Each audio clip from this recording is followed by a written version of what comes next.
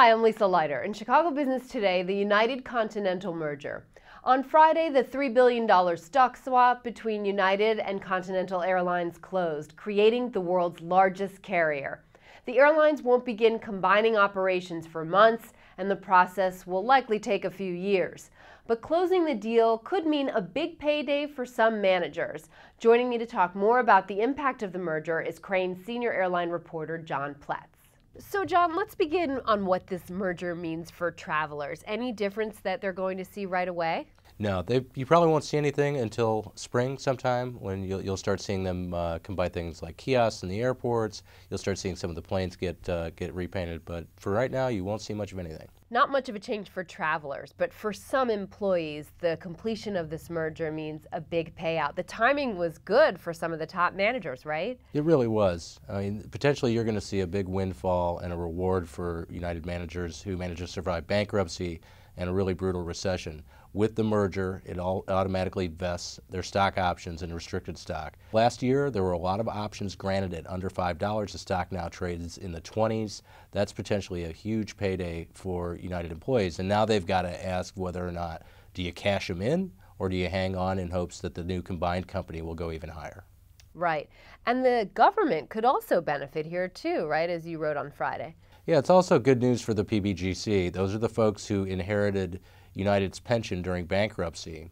And there was a little known provision in there that said if United's profits ever got beyond a certain level, that the airline would actually have to make up to $500 million in repayments to the federal government to offset a $7 billion pension liability. So it's good news for them. Analysts think that they may hit that sometime next year and trigger some of those payouts.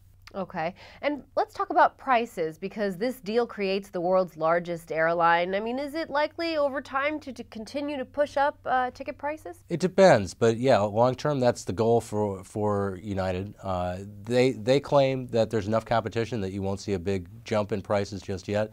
But there's going to be price increases. They're going to be selective, and it depends on where you're flying. Speaking of price increases, we should also probably talk about last week's deal between Southwest and AirTran. What does it mean for Chicago travelers going out of Midway on those airlines? And also, what about Midway's privatization prospects now? If you're a Southwest traveler and you like Southwest, it means you're going to be able to fly them to places like Atlanta. But it also could mean some of those ticket prices will be going up.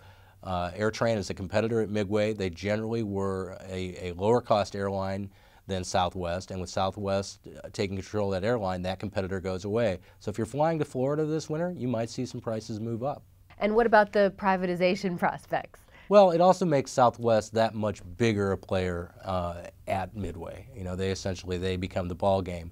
And if Mayor Daley's successor decides to privatize the airport, Southwest has an even bigger say. Okay. Well, John, thanks for joining us today. We appreciate it. You're welcome. And that's this edition of Chicago Business Today. For more on this story, be sure to check out chicagobusiness.com. Thanks for watching. We'll see you tomorrow.